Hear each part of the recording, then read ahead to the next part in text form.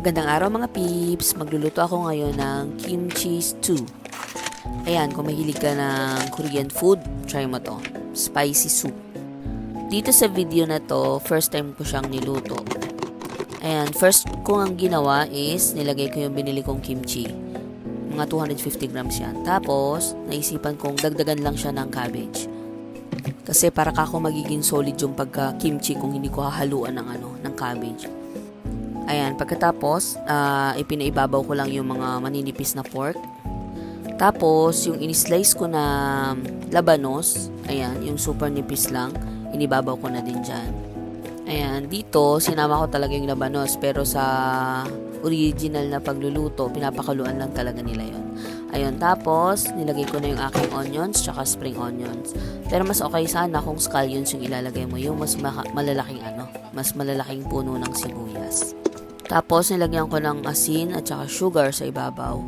And then, sesame oil. Bali, yun lang talaga yung pinaka-ingredient, yung pagiging pampalasa niya. At saka itong paste na to. Ayan, yan ang pinaka-importanting niya talaga. Yung Korean paste. Gochujang yata yung term.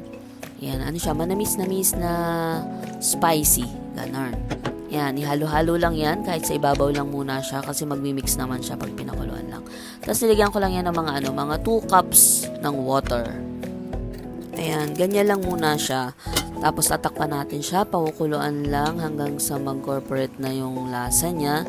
At hayaan lang natin lumambot yung pork at lahat ng gulay. Dapat maging translucent lahat. As in, super lambot na nila. Okay na yan.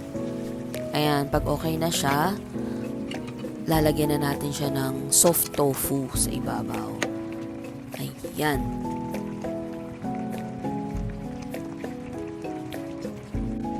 Ayan, hinugasan ko nga muna yung tofu.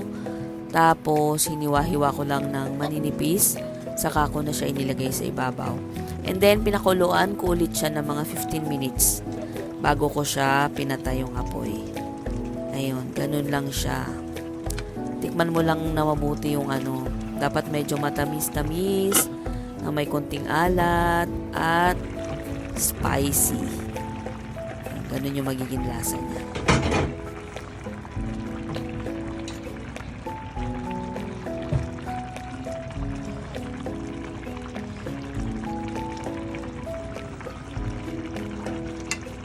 And, ayun, tapos na.